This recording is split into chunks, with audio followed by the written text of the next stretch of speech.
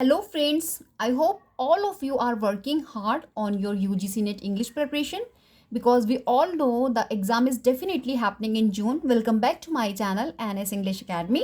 This is Sonia. As per your request, today I am going to discuss everything related to Virginia Woolf. And guys, I assure you that the content I have brought today covers all the questions that have been asked in previous exams. And more importantly, guys, the topic that have 100% chance of appearing in the exam we will discuss in this video. Guys, in today's video, I will start with Virginia Woolf's introduction. Then we will move towards her life and education. We will discuss the Bloomsbury Group and its influence on her writing because this part is most important regarding Virginia Woolf for exam point of view. And guys, as well, we will discuss literary technique section in which I'll explain you stream of consciousness in detailed manner, right? क्योंकि ये जो आपका stream of consciousness है, this technique examiner every 6 months यहाँ से question put करते हैं, तो आज हम लोग उसको डिटेल में स्टडी करेंगे which will help you in your concept clarification along with examples. Okay, मैं एग्जाम्पल्स के साथ आपको बताने की कोशिश करूंगी so that you guys understand the term thoroughly. Right, I will also provide a chronology list of her major novels, short stories, इनके जो non fictions whatever she wrote exam point of view से जो important है सबका chronology list मैं आप लोगों के लिए लेकर आई हूँ. And guys, at the last of my video, we will discuss major PYQs. Previous year questions हम लोग डिस्कस करेंगे that have been asked from this section, जो इस सेक्शन से आपसे पूछे गए हैं, so that you guys ensure that you get complete and authentic information on the today's topic. तो मैं आपको श्योरिटी दिलाती हूँ कि जितनी भी इन्फॉर्मेशन मैं आज आपको अपनी इस वीडियो में देने वाली हूँ, it's good to go if you are preparing for the same. Right, so guys without wasting any time let's begin. If you are new to my channel, don't forget to subscribe and hit the like button as it motivates me to bring more useful content for you. तो guys first हम लोग discuss करते हैं important facts about Virginia wolf. तो guys ये जो Virginia Woolf है, इनका जो टाइम लाइन है 1882 टू 1941 है. राइट, और basically if I talk about the exact date then January 25 1882. This is the birth year of or birth date of Virginia Woolf, right? और we all know about कि ये one of the most influential modernist writer हैं of 20th century की.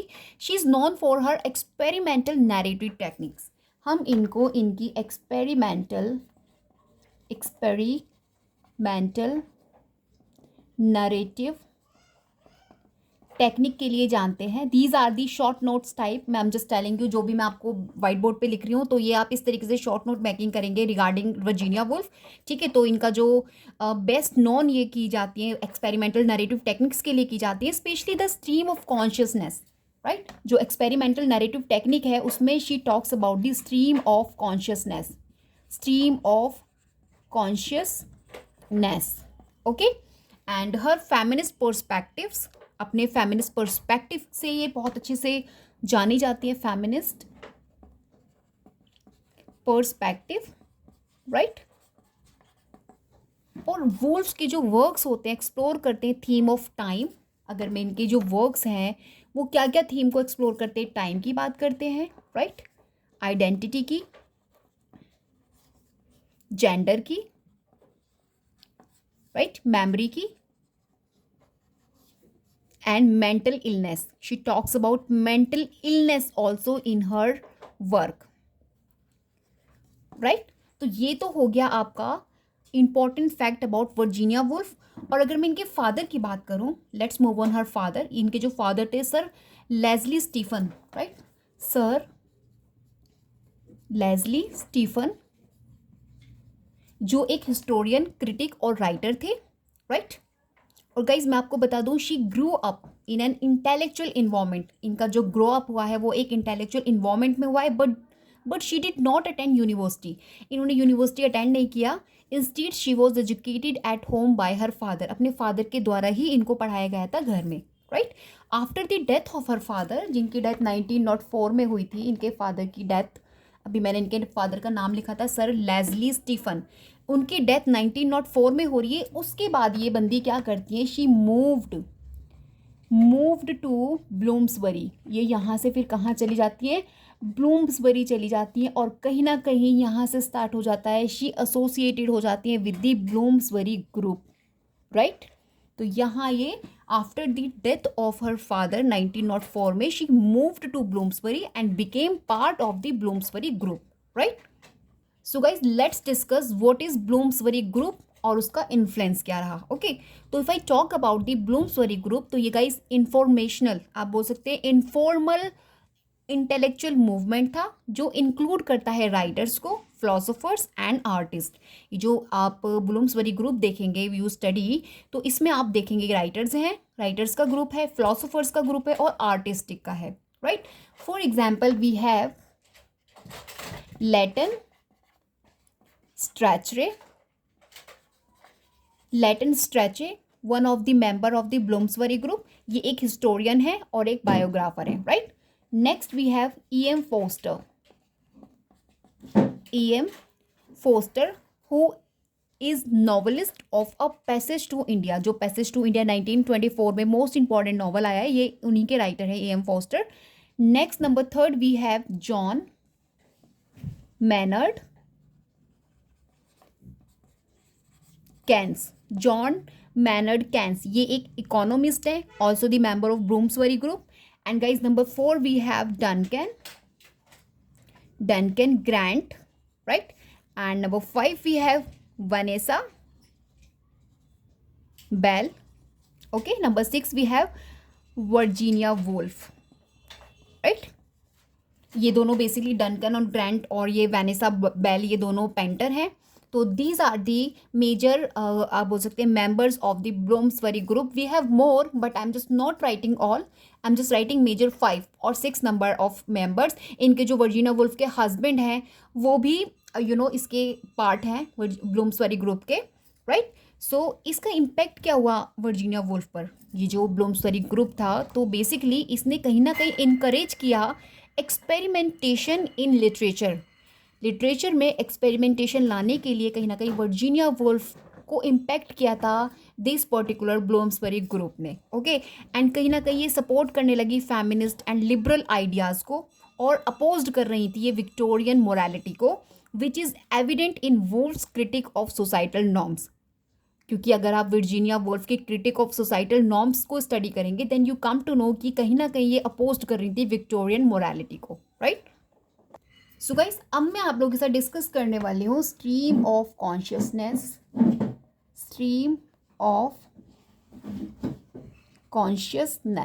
Right. A complete explanation मैं आपको दूंगी regarding UGC net exam, right. तो basically आपका जो स्ट्रीम ऑफ कॉन्शियसनेस है इज अ नैरेटिव टेक्निक है, ये एक नैरेटिव टेक्निक है, नैरेटिव टेक्निक, नरेट करने की टेक्निक बेसिकली आप बोल सकते हो, that represent the continuous flow of a characters thought. यहाँ पे क्या मिलता है, continuous flow of a characters thoughts, feelings end of course emotions, right. देखिए जैसे एक रिवर होता है ना, रिवर अपनी स्पीड में फ्लो करती रहती है हमेशा, दिन हो रात हो जो भी समय हो, डजेंट मीन आप बोल सकते हो। इसी तरीके से जो हम कैरेक्टर्स होते हैं, जो हम ह्यूमन बींग्स होते हैं, जो हमारा कंटिन्यूस फ्लो होता है ऑफ अ थॉट प्रोसीजर का, फीलिंग्स का, इमोशंस का, everything, this is the stream of consciousness, right. तो ये जो स्ट्रीम ऑफ कॉन्शियसनेस टेक्निक है बेसिकली इसमें जो कैरेक्टर होता है उसके थॉट्स, उसकी फीलिंग और इमोशंस को दिखाया जाता है, okay. Often without clear structure, और आपको पता है जो हमारी थॉट प्रोसीजर होता है उसका कोई स्ट्रक्चर नहीं होता। अभी मैं बैठी हूँ, मैं आपको पढ़ा रही हूँ, मे बी मेरे माइंड में कुछ और आ जाए तो मेरे को नहीं पता कि मेरा थॉट जो है कहाँ पर स्विच कर जाए, राइट। तो ये किसी भी स्ट्रक्चर वे में नहीं होता, आई am just telling you, clear structure यहाँ पे आपको देखने नहीं मिलेगा। जो थॉट होता है अनस्ट्रक्चर हो सकता है, राइट, इसको आप बोलेंगे अनस्ट्रक्चर होता है, अनस्ट्रक्चरल होता है। तो क्लियर स्ट्रक्चर और logical sequence, without clear structure logical sequence, ये बेसिकली जो आपका कंटिन्यूस फ्लो होता है स्ट्रीम ऑफ कॉन्शियसनेस टेक्निक में, ये फ्लो होता है, ठीक है। और बेसिकली क्या होता है, तो कहीं ना कहीं जो ट्रेडिशनल प्लॉट होते हैं आप देखते हो उसमें नरेशंस होता है, टेक्निक मिमिक किया जाता है, the way the human mind actually think. तो यहाँ पे बेसिकली क्या होता है इस टेक्निक के अंदर, जो ह्यूमन माइंड जो बेसिकली ह्यूमन माइंड होता है वो कैसे सोचता है, उसी को बोला जाता है स्ट्रीम ऑफ कॉन्शियसनेस, राइट। तो moving between past memories, present experience and future anticipation in an uninterrupted flow. तो यहाँ पे क्या होता है, एक आपका फ्लो चल रहा है। अभी ये ज़रूरी नहीं है कि वो पहले पास्ट की बात करेगा कि प्रेजेंट की बात करेगा, राइट। तो आपका लेकिन ये जो फ्लो है वो कंटिन्यूस चलेगा, just like an river. So this is the stream of consciousness. और basically who coined the term stream of consciousness? Then the term is coined by William James. William James, right.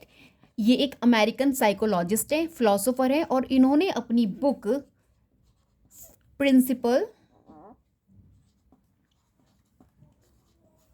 Principles of psychology, ये इन्होंने एक book लिखी थी principle of psychology, which published in the year 1890। यहाँ पर इन्होंने ये जो टर्म है आपकी स्ट्रीम ऑफ कॉन्शियसनेस, इसको फर्स्ट कॉइन किया था, राइट। इस टर्म को कॉइन किया था। और basically he use to this term, उन्होंने इस टर्म को किस मतलब वे में आप बोल सकते हो कॉइन किया था, टू डिस्क्राइब करने के लिए the continuous movement of human thought and emotions. Human के कॉन्टिन्यूस जो थॉट्स और इमोशंस होते हैं उन्हीं को, उसी मूवमेंट को डिस्क्राइब करने के लिए इन्होंने इस टर्म को कॉइन किया था 1890 में अपने वर्क प्रिंसिपल ऑफ साइकोलॉजी में। This question also have been asked in UGC NET previous year, okay, which are not structured. और ऑफकोर्स वो स्ट्रक्चर्ड नहीं होंगे, as I told you, right. So ये जो कॉन्सेप्ट है वॉज लेटर अडॉप्टेड बाय, इसी concept को बाद में अडॉप्ट किया गया है मॉडर्निस्ट राइटर्स के द्वारा, to depict the inner working of the human mind in literature. तो जितना भी ह्यूमन का जो इनर वर्किंग माइंड होता है उसको लिटरेचर में रिप्रेजेंट करने के लिए जो आपके मॉडर्निस्ट राइटर हैं उन्होंने इस टेक्निक को अडॉप्ट किया है। And we have Virginia Woolf the master of this technique, okay. क्योंकि गाइज ये जो आपकी टेक्निक है become a significant feature of modernist literature, right. Early 20th century I am just talking about. तो जो आपका मॉडर्निस्ट लिटरेचर है basically उसकी जो सिग्निफिकेंट फीचर है उसको डिनोट करने के लिए जो टेक्निक है इसको अच्छे लेवल पर यूज़ किया जाता है, where authors moved away from structured linear story telling and instead focus on the internal monologues and fragmented thoughts of their character. तो मॉडर्निस्ट लिटरेचर जैसे कि आप जानते हैं वो बहुत ही ज़्यादा स्ट्रक्चर वे में वर्क नहीं करता, ठीक है, स्टोरी टेलिंग में विश्वास नहीं करते। तो कहीं ना कहीं ये जो टेक्निक है यहाँ पर अच्छे से फिट बैठती है, सिग्निफिकेंट फीचर कंसीडर करती है। Let's talk about the writers जिन्होंने इसे अडॉप्ट किया है अपने वर्क्स में। So first we have James Joyce, okay. Let me space for you first, I am just writing the writers जिन्होंने इसे अडॉप्ट किया है। So first guys we have James Joyce. James Joyce जिन्होंने Ulysses लिखी थी आपकी, Ulysses, which published in the year 1922। तो basically इनका ये जो वर्क है Ulysses written by James Joyce, इस वर्क के अंदर the most famous example Molly Bloom, right, Molly blooms.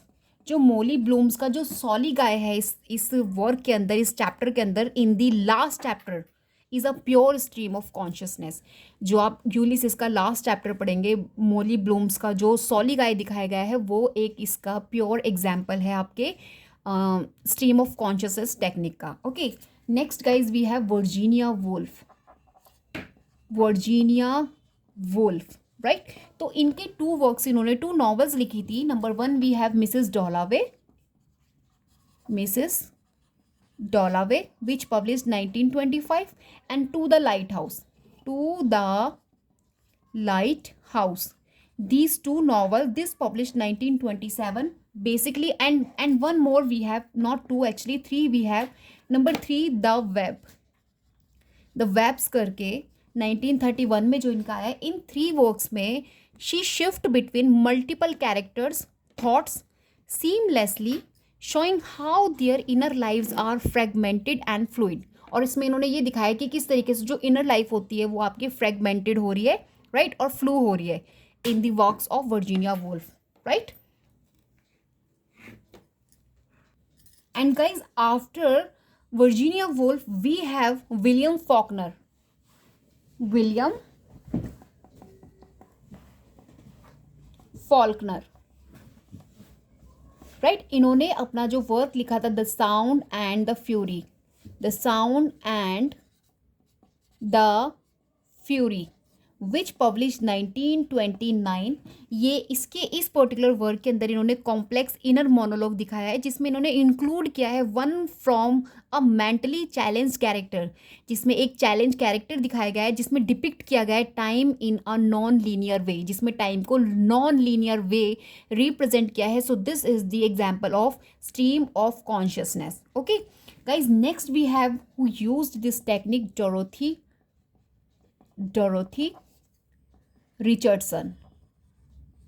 Richardson, right. So ये जो डोरोथी रिचर्डसन है, इन्होंने वर्क लिखा था पिलग्रिमेज, जो इनका 1915 टू 1938 मान के चलिए, one of the earliest female modernist writer consider की जाती हैं to use stream of consciousness, right. Dorothy Richardson को first female modernist writer consider किया जाता है to use stream of consciousness technique, जहां इन्होंने फोकस किया है on a women's personal experience and introspection. Basically ये जो पिलग्रिमेज इनका वर्क है डोरोथी रिचर्डसन का, तो ये आपका इसमें इन्होंने एक विमेन का जो पर्सनल एक्सपीरियंस होता है इंट्रोस्पेक्शन का, उसे इन्होंने दिखाने की कोशिश की है in regard of stream of consciousness. तो अगर आपसे क्वेश्चन बनेगा कि name the first female of modern writer जिन्होंने फर्स्ट इसे यूज़ किया है टेक्निक को, then we have not Virginia Woolf, we have Dorothy Richardson. Okay, she is the first women modernist writer जिन्होंने आपका स्ट्रीम ऑफ कॉन्शियसनेस टेक्निक को use किया है, राइट। और ग्रेट लेवल पर आपका वर्जीनिया वुल्फ ने इसको यूज़ किया है, that's why we call her master of this technique, right. And guys, along with them we have Samuel Beckett, right? Samuel Beckett. सो आपको इन सभी राइटर्स को नोट मेकिंग करके रखना है, क्योंकि यहाँ से आपको क्वेश्चंस देखने मिलेगा एग्जाम में, चांसेस वी हैव कि वो कौन से मॉडर्निस्ट राइटर है those use stream of consciousness technique. Okay, so और वो कौन सा उनका पर्टिकुलर वर्क है in which they talk about. Okay, and guys, Samuel Beckett, Molloy जो इनका 1951 में आया है, and Malone's dies, these two work हैं आपके सैमुअल बेकेट के। ऑफन इन्होंने इसमें यूज़ किया है फ्रेगमेंटेड थॉट्स, क्योंकि इनके जो वर्क्स हैं, जो प्लेज हैं, इसमें इन्होंने बेसिकली फ्रेगमेंटेड थॉट्स को यूज़ किया है, जो क्या करता है, रिप्रेजेंट करता है कहीं ना कहीं स्ट्रीम ऑफ कॉन्शियसनेस को। Repetition and circular reasoning depict mental status. तो these are the features of stream of consciousness technique which used by these 5 number of writers जो मैंने अभी आपको लिखे थे, राइट।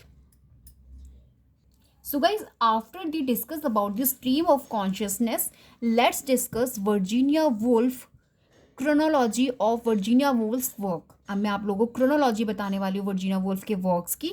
सबसे पहले we will talk about the novels written by Virginia Woolf in chronology manner. Okay, so guys, novels में we have, if I talk about the number 1, the voyage out,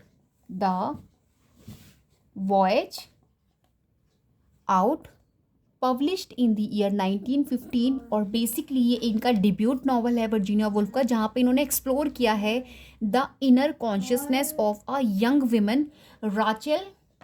जो रैचेल इसके अंदर विमन है, जिसको इन्होंने एक यंग विमन का consciousness, inner consciousness को रिप्रेजेंट किया है अपनी debut novel the voyage out में, राइट। ये इनकी फर्स्ट नॉवल है। And next we have night and day, right. ये इनका पब्लिश हो रहा है 1919। ये इनका ट्रेडिशनल नॉवल है, जहाँ पे इन्होंने कंट्रास्ट किया है रोमांटिक आइडियल्स और रियल वर्ल्ड मैरिजेस को। ओके, उसके बीच में कंट्रास्ट दिखाया है। Next guys, number 3 we have Jacob's room, right. This published in the year 1922। Basically एक ये मॉडर्निस्ट नॉवल है, जिसमें इन्होंने जेकोब फ्लैंडर्स के बारे में बताया, और इन्होंने कहीं ना कहीं शो किया है स्ट्रीम ऑफ कॉन्शियसनेस को, नरेशन को, right. Next guys, number 4 we have to the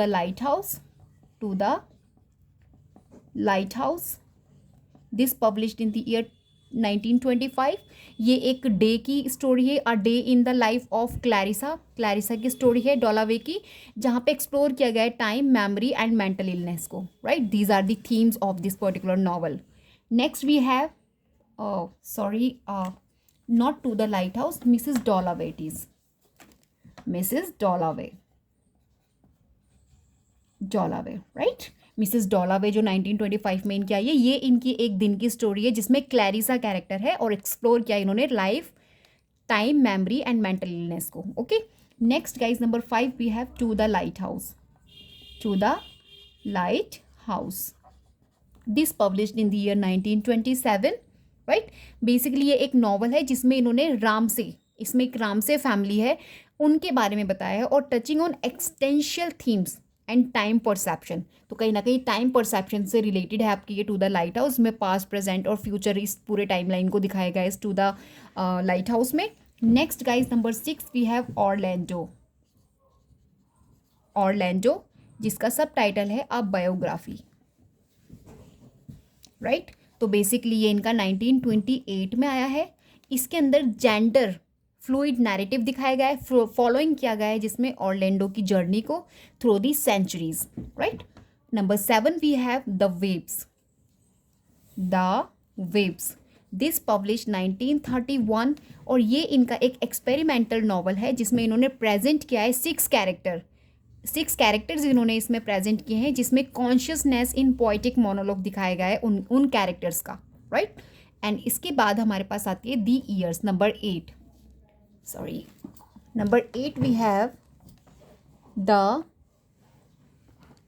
years, right. Basically ये इनका पब्लिश हो रहा है 1937 में, okay. And this is the, इसके अंदर आपको कहीं ना कहीं चेंजिंग फॉर्चून देखने मिलेगा, right. So about this the years के बारे में है ये, ठीक है।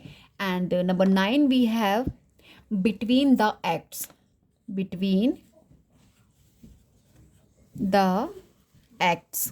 राइट। ये इनकी पब्लिश हो रही है 1941 में और ये वुल्फ की फाइनल नॉवल है जिसे इन्होंने pre world war second England में आप बोल सकते हो सेट किया है और फोकस किया है ऑन अ विलेज पीजेंट के बारे में, राइट। सो ये तो आपकी नॉवेल्स हो गई वर्जीनिया वुल्फ की। आपको क्या करना है, you will have to make a list where you will have to write the subtitled novels in chronology manner. Then आपको ये सभी 9 की 9 नॉवेल्स लिखनी है एंड आफ्टर 15 और 20 days you will have to go through once और twice, so you will done with this, okay। now I'm going to discuss short stories, selective list में आपको दे रही हूँ in chronology manner, okay। let's guys discuss about the short stories, right, written by Virginia Woolf। so some number 1 we have title Kew Gardners,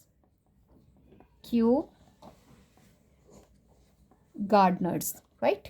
ये आपका 1919 में publish हो रहा है। ये एक मॉडर्निस्ट शॉर्ट स्टोरी कंसीडर की जाती है जहाँ पे इन्होंने रिफ्लेक्ट किया है fragmented consciousness in a garden setting, okay. Next we have Monday और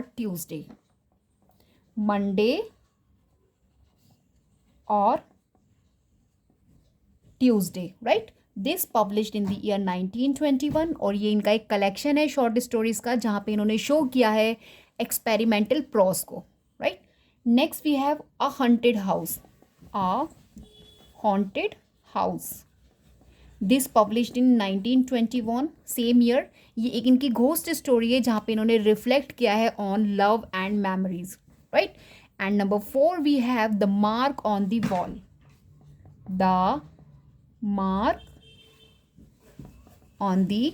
वॉल, ये 1917 में आ रही है इनकी, राइट। इसमें इन्होंने आज स्ट्रीम ऑफ कॉन्शियसनेस को रिफ्लेक्ट किया है on life, right, simple wall mark करके, fine. So guys after the short stories now let's discuss about the essays and non-fiction written by Virginia Woolf। so guys essays and non-fiction में we have fiction, right। non-fiction में we have first modern fiction, ये इनका 1919 में आया है और ये एक इसमें ये क्रिटिसाइज कर रही है कहीं ना कहीं मैटेरियलिस्टिक जो राइटर्स होते हैं उनको, राइट, साइकोलॉजिकल रियलिज्म के बेसिस पर।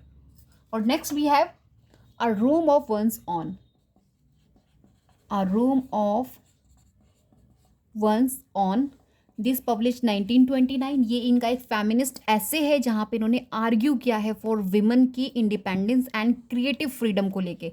इसको आपको डिटेल में पढ़ना है अलॉन्ग विद ऑरलैंडो, क्योंकि दीज टू और मिसेस डॉलावे, राइट, दीज 3 और 4 आपको इनके जो नॉवेल्स और आपका नॉन फिक्शन है वर्जीनिया वुल्फ के डिटेल में स्टडी करने, क्योंकि यहाँ से समरी बेस्ड और कैरेक्टर बेस्ड आपको क्वेश्चन देखने मिल जाता है। And after the a room of one's on we have 3 guineas, 3 guineas, right, this publish 1938। ये बेसिकली इनका ऐसे है जिसमें इन्होंने लिंक किया है feminism with anti war sentiments को। So guys, after the chronology I am just going to discuss some major facts. मैं कुछ पॉइंट्स आपको यहाँ पे बताने जा रही हूँ, फैक्ट्स जो आपको एज इट इज़ अपने नोट मेकिंग में इंक्लूड करना है। सबसे पहले आपको इनकी बर्थ और फैमिली में लिखना है, born on 25 January 1882 in London, right, to an intellectual family में इनका जन्म हो रहा है, as I write down before. और नेक्स्ट, ये ब्लूम्सबरी की ग्रुप, ब्लूम्सबरी जो आपका ग्रुप है, राइट, ब्लूम्सबरी ग्रुप की ये एक की फिगर रही है in this group of intellectuals and writers में। एक की फिगर है ये इसकी। मॉडर्निस्ट स्टाइल, इनका जो मॉडर्निस्ट स्टाइल है, नॉन फॉर इनको स्ट्रीम ऑफ कॉन्शियसनेस टेक्निक के लिए जाना जाता है, साइकोलॉजिकल डेप्थ की बात होती है और नैरेटिव एक्सपेरिमेंटेशन की, राइट। तो these are the techniques she used. Feminism में एडवोकेट हैं शी, वुमेन्स राइट, इन्होंने जो किया था a room of one's own, feminist perspective से इन्होंने लिखा है। मेंटल हेल्थ में she suffered from bipolar disorder and died by suicide. आपको पता है ये एक बायोपोलर नाम के डिसऑर्डर से सफ़र कर रही थी, जिसकी वजह से इन्होंने सुसाइड कर लिया था 1941 में वर्जीनिया वुल्फ ने। So these are the facts जो आपको मोस्ट इंपॉर्टेंट है, रेलिवेंट है एग्जाम पॉइंट ऑफ व्यू से, आपको याद रखने। और publisher, I am just writing here, she is co founded, आप बोल सकते हैं co founded Hogarth press, Hogarth press अपने हस्बैंड के साथ, with husband Leonard wolf,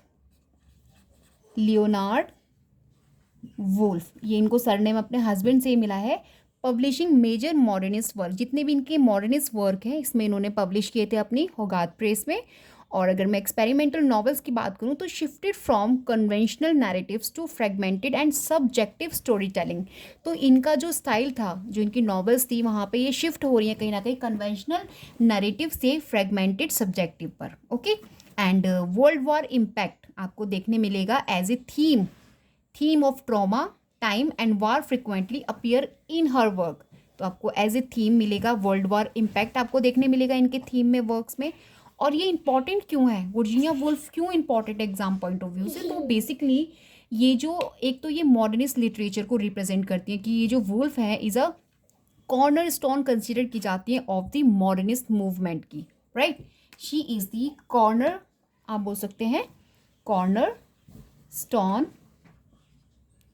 of the modernist movement, right. तो ये कॉर्नर स्टोन कंसिडर की जाती हैं। और अगर मैं नैरेटिव टेक्निक्स में बात करूँ तो her use of a stream of consciousness is crucial for literary studies. जितनी भी literary studies we study in modern period, तो वहाँ पर ये जो टेक्निक है आपकी स्ट्रीम ऑफ कॉन्शियसनेस बहुत ही क्रूशियल है। इसलिए भी इन्हें UGC net English point of view से बहुत इंपॉर्टेंट कंसिडर किया जाता है। और मोस्ट इंपॉर्टेंट फेमिनिस्ट क्रिटिसिज्म, इन्होंने जो अपना एक वर्क ऐसे जो लिखा था a room of one's own, एक फाउंडेशनल कंसीडर किया जाता है फॉर फेमिनिस्ट लिटरेरी थियोरी में। फाउंडेशनल टेक्स्ट कंसीडर किया जाता है आपका फेमिनिस्ट लिटरेरी थियोरी में। That's why she important for exam point of view. Influence on later writers, और कहीं ना कहीं ये इंस्पायर कर रही थी writers like Margaret Atwood and Toni Morrison को। ये भी रीज़न बनता है यूजीसी नेट आपसे again and again regarding Virginia Woolf questions put करते हैं। एंड इनके जो वर्क्स हैं frequently appear in literary theory, British literature and feminist discourse में आपको देखने मिलेंगे, राइट। Let's discuss PYQs। अभी मैं आप लोगों के साथ कुछ PYQs डिस्कस करने वाली हूँ। तो ये जो मैं क्वेश्चन आपसे बोल रही हूँ, यूजीसी नेट जून 2023 में आपसे पूछा गया था, 223 में आया था। Which novel by Virginia Woolf is written in a stream consciousness style. तो वर्जीनिया वुल्फ की वो कौन सी नॉवल है जो इन्होंने स्ट्रीम ऑफ कॉन्शियसनेस स्टाइल में लिखी थी? तो option we have pride and prejudice, wasteland, Mrs Dalloway और टेस ऑफ दी अर्बतनट। ठीक है, तो ये जो दोनों इनकी ये फोर मैंने जो अभी आपको ऑप्शंस बताए, तो answer we have Mrs Dalloway, right? Mrs Dalloway the answer to this question. And guys इसी तरह से सेम दिसंबर 222 में आपसे पूछा गया था, what is the central argument of Virginia Woolf a room of one's own. ये जो रूम ऑफ वंस ऑन है, वर्जीनिया वुल्फ का सेंट्रल आर्ग्यूमेंट क्या था इस वर्क को regarding? Then answer we have women need financial independence and personal space to write. क्योंकि इस पर्टिकुलर टेक्स्ट में इन्होंने यही कहना चाहा था, इंडिपेंडेंस ये चाहती थी वीमेन की, और ये चाहती थी कि एक जो वुमेन होती है उसको ज़रूरत होती है फाइनेंशियल इंडिपेंडेंस की और एक पर्सनल स्पेस की, जो कि जैसा कि टाइटल है इसका, a room of one's own. तो उनको एक पर्सनल स्पेस की ज़रूरत होती है so that they can engage herself into the writings, right? So this is the central argument of Virginia Woolf, a room of one's own, right? इसी तरीके से so guys next question June 2021 में हमसे पूछा गया था, which of the following novels by Woolf is considered a fictional biography. तो fictional biography कौन सी है? So answer we have Orlando, right? ये इनकी एक फिक्शनल बायोग्राफी है रिटन बाय वर्जीनिया वुल्फ, जिसमें इन्होंने सेंचुरीज तक वो चल रही है, राइट? और इसी तरीके से यूजीसी ने दिसंबर 2020 में पूछा गया था, identify the author associated with the Hogarth press. तो होगाथ प्रेस से हमारा एसोसिएशन किसका है? Of course we have Virginia Woolf, right? So Virginia Woolf the answer to this question. And guys 2019 में, इसी तरीके से 2019 में आपसे क्वेश्चन बना था वर्जीनिया वुल्फ पर, Virginia Woolf's novel to the lighthouse primarily explore which theme. तो बेसिकली किस थीम पर यहाँ पे बात हो रही है? तो the answer we have the passage of time and impermanence. तो कहीं ना कहीं ये जो इनकी to the lighthouse, as I told you, यहाँ पे टाइम की बात की गई है, प्रेजेंट, पास्ट एंड फ्यूचर, किस तरीके से टाइम शिफ्ट हो रहा है, everything you find out in the novel to the lighthouse, जो इनकी 1927 में पब्लिश हुई थी, right? And these are the question guys जो मैंने आप लोग के साथ डिस्कस करे हैं। होप आपको अच्छे से क्लैरिटी मिल गई हो वर्जीनिया वुल्फ से लेकर, राइट? तो ये सभी चीज़ें आपको वर्जीनिया वुल्फ से स्टडी करनी है if you really want to clarity towards this particular Virginia Woolf, okay? Now you will have to suggest me which writer I'll cover in next of my video with the detailed explanation. You will please comment me, and if you really want any changes and modification in my explanation, so please let me know with the help of comments. Till then, bye bye. We will meet in next video with another major writer for exam point of view. Till then, have a great day.